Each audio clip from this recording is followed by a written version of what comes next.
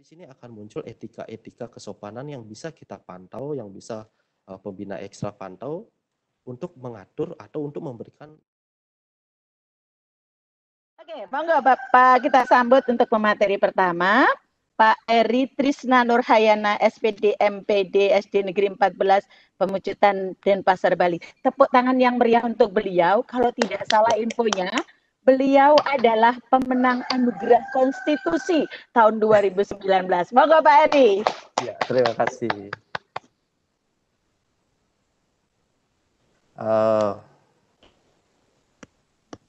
Baik, Bapak Ibu sekalian, puji syukur kehadapan Tuhan Yang Maha Esa. Atas rahmat beliau, pada hari ini kita bisa mengikuti bersama webinar membumikan nilai Pancasila yang diselenggarakan oleh P4TK PKN IPS. Nah, sebelumnya saya sampaikan yang terhormat Bapak Direktur GTK Dikdas, Kementerian Pendidikan dan Kebudayaan, yang saya hormati pula Bapak Kepala P4TK PKN IPS, Bapak Ibu Widiaiswara, Bapak Ibu Panitia Penyelenggara dari P4TK PKN IPS, Bapak Ibu narasumber, serta Bapak Ibu guru hebat seluruh Indonesia. Om Swastiastu. Nah, Bapak Ibu, perkenalkan saya adalah Eri Trisna Nurhayana. Saya adalah seorang guru di SD Negeri 14 Pemecutan Denpasar, Bali. Pada kesempatan ini, saya akan berbagi cerita, berbagi pengalaman tentang bagaimana menguatkan nilai-nilai Pancasila di era digital melalui ekstra kurikuler komputer.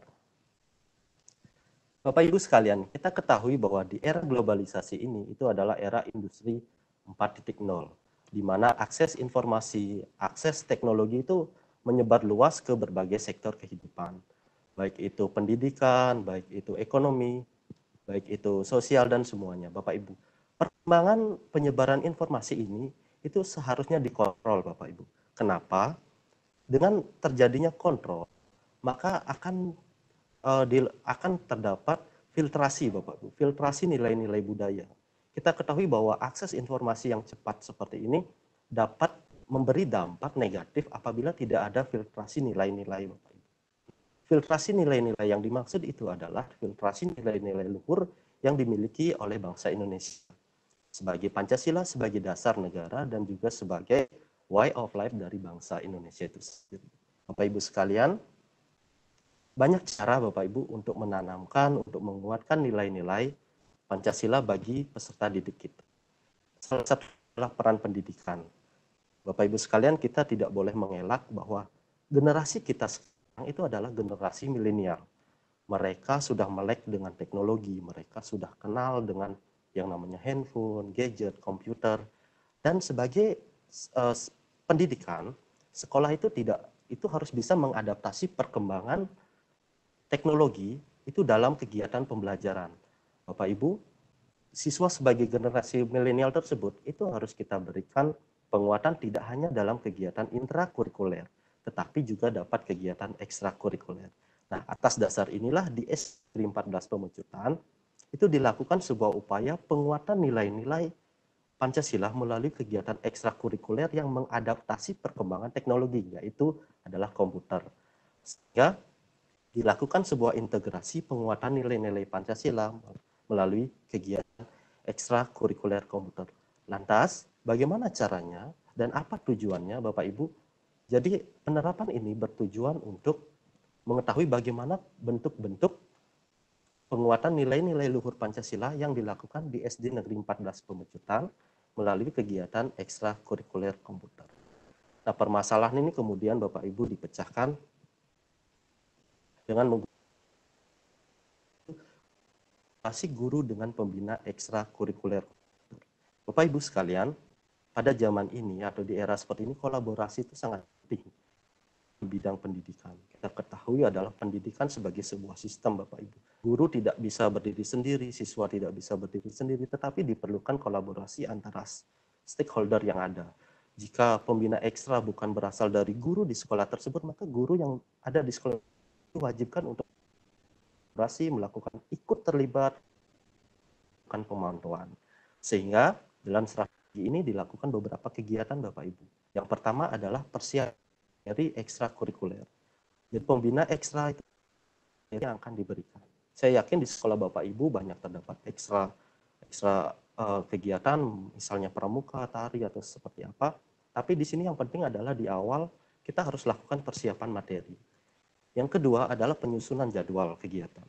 Nah, seperti yang disampaikan bahwa ekstrakurikuler ini adalah pramuka. Komuter ini adalah ekstra pilihan. Jadi harus disiapkan jadwal kegiatan agar tidak berbenturan dengan kegiatan ekstra yang lain. Kemudian dilakukan sosialisasi dan pendataan peserta. Karena keterbatasan Bapak Ibu, keterbatasan sarana dan prasarana yang tersedia, maka kegiatan ekstrakurikuler ini hanya dibatasi pada siswa kelas 5 dan 6. Jadi ini merupakan ekstra pilihan. Jadi pelaksanaan kegiatan itu dilakukan secara kolaborasi antara guru dengan pembina ekstra. Kemudian selama pelaksanaan kegiatan juga dilakukan evaluasi Bapak Ibu. Nah, evaluasi ini menjadi bahan catatan guna perbaikan-perbaikan kegiatan mendatang.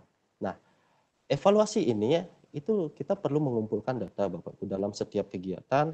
Kita kumpulkan data, yaitu saya menggunakan pada waktu itu pendekatan kualitatif. Kemudian pengumpulan data menggunakan wawancara, partisipan observasi, dan pencatatan dokumen.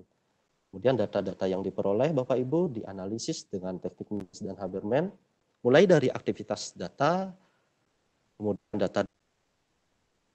Nah, berdasarkan hasil tersebut Bapak Ibu dapat digambarkan pelaksanaan kegiatannya sebagai berikut. Bapak Ibu, saya yakin bahwa dalam setiap ekstra Bapak Ibu itu mengandung sebenarnya unsur-unsur atau penguatan nilai-nilai Pancasila.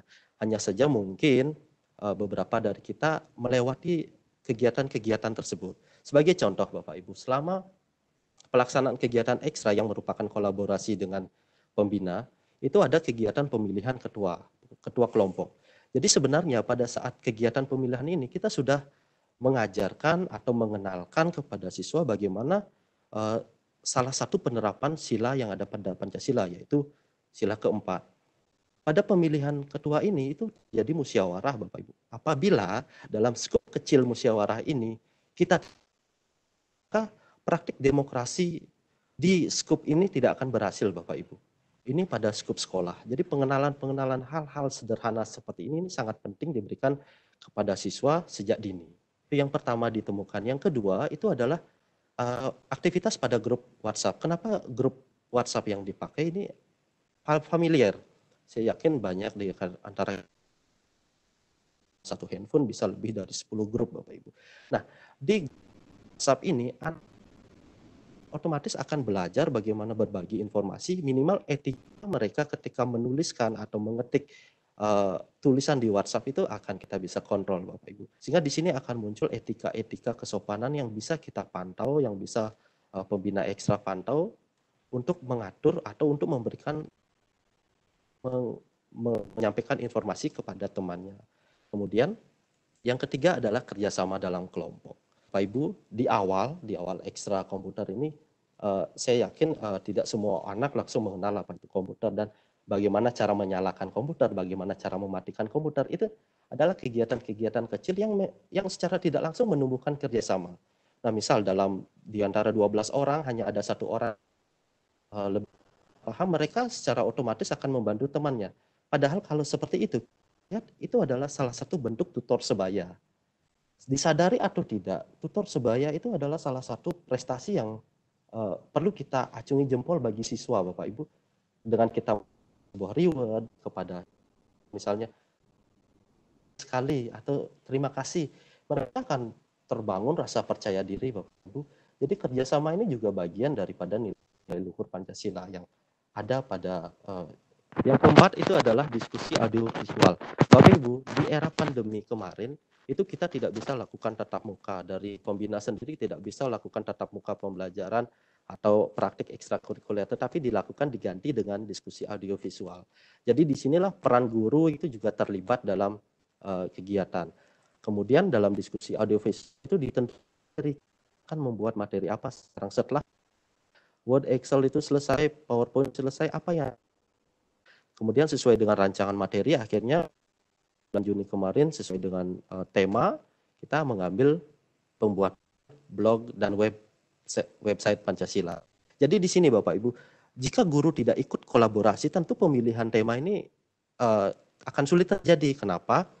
mungkin saja pembina itu akan memberikan pilihan, silakan anak-anak gunakan tema sesuai dengan keinginanmu. Tentu seperti itu kan, tetapi dengan adanya kolaborasi kita dapat ikut terlibat, kita ikut dalam menanamkan, kita ikut dalam menguatkan, bahkan kita ikut berkontribusi dalam tujuan-tujuan daripada penguatan nilai-nilai tersebut.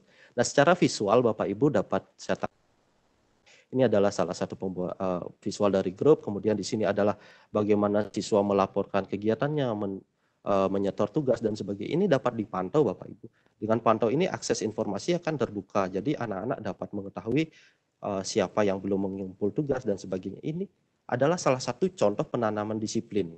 Ketika tepat waktu di WhatsApp itu kan semua sudah ada daytime-nya jika mereka akan terlambat. Seperti itu. Ini adalah salah satu media untuk menanamkan disiplin. Kemudian ini adalah bentuk diskusi kolaborasi Bapak Ibu, bagaimana peran guru berkolaborasi dengan pembina ekstra dalam menentukan tema yang akan digunakan dalam pembuatan blog. Nah, kemudian ini adalah tampilan blog yang dibuat oleh siswa. Sederhana memang Bapak Ibu, sederhana sangat, tetapi apa yang dilakukan siswa ini itu blog ini adalah alternatif Bapak Ibu. Mereka akan menjadi salah satu alternatif untuk menggali Bapak Ibu. Mereka akan search, mereka akan browsing. Ketika mereka mencari, membrowsing, kemudian menuliskan kembali blog mereka, secara tidak langsung mereka akan belajar, mereka akan membaca, mereka akan mengenal, mereka akan membaca sejarah, kemudian mengenal lambang-lambang Pancasila dan sebagainya. Ini adalah salah satu alternatif Bapak Ibu. Kemudian yang terpenting yang kedua itu adalah pendampingan Bapak Ibu. Ketika kita memberikan tugas apapun, itu pendampingan terhadap siswa itu penting. Siswa itu butuh perhatian. Tidak hanya siswa, kita saja butuh perhatian Bapak Ibu, butuh pendampingan seperti itu. Jadi pendampingan terhadap tugas-tugas yang diberikan ini akan penting. Sehingga anak akan termotivasi apabila kita berikan tugas, kemudian kita tidak awasi, kita tidak dampingi, mereka akan mungkin tidak akan diperiksa dan sebagainya. Ini adalah sebenarnya peran guru, peran kolaborasi ini sangat penting dalam menentukan atau mencapai keberhasilan daripada siswa itu sendiri. Yang ketiga, kenapa blog ini penting Bapak Ibu? Itu seperti yang disampaikan tadi, itu adalah akses informasi cepat. Jadi hasil karya mereka ini kita harus apresiasi dengan cara apa Bapak Ibu? Kita harus berikan, kita bisa meminta anak-anak men-share kepada teman-temannya sendiri. Ketika temannya membaca hasil pekerjaan temannya juga, itu ada sebuah sendiri pada diri anak. Jika hasil karyanya dibaca, apalagi dipajangkan secara virtual seperti ini Bapak Ibu, mereka akan merasa bangga, merasa percaya diri.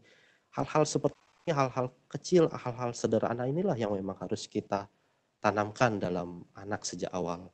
Nah, kemudian sebagai penutup Bapak Ibu, nilai-nilai Pancasila itu sudah ada di kehidupan kita sehari-hari, dalam kegiatan Bapak Ibu sehari-hari, kegiatan kita sehari-hari.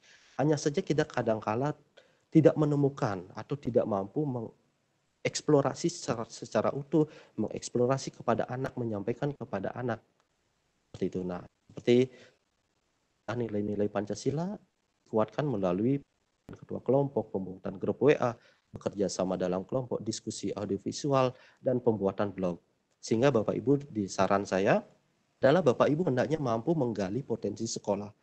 Tetap kita awali bangun dari sekolah kita terdekat dulu Bapak Ibu. Kemudian kalau bisa kita kolaborasi dengan pemanfaatan teknologi dengan budaya setempat. Saya yakin Bapak Ibu sesuai dengan di pasal 1 Permendiknas 39/2008, itu adalah ekstrakurikuler, itu adalah salah satu cara untuk menyiapkan siswa menjadi warga negara yang menghargai hak asasi manusia. Demikian sebagai penutup saya ucapkan terima kasih Bapak Ibu. Om Santi. Demikian nanti kritik dan saran Bapak Ibu sangat kami harapkan untuk membangun dan memperbaiki kualitas peningkatan, terutamanya pada penguatan nilai Pancasila pada periode berikutnya. Oke, ya, terima kasih Pak Eri yang bisa menyampaikan materinya dengan singkat, padat, dan sangat jelas. Semoga menginspirasi Bapak dan Ibu, kira-kira apa nanti yang inovasinya apa, tadi bagaimana penyampaiannya, karena ini Pak Eri ini sosok guru yang luar biasa. Nah, tidak kalah luar biasanya Bapak dan Ibu.